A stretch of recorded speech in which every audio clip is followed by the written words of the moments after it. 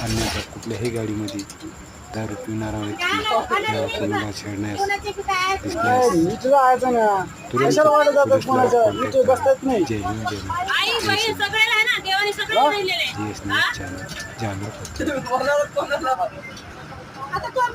कोण होता तिथे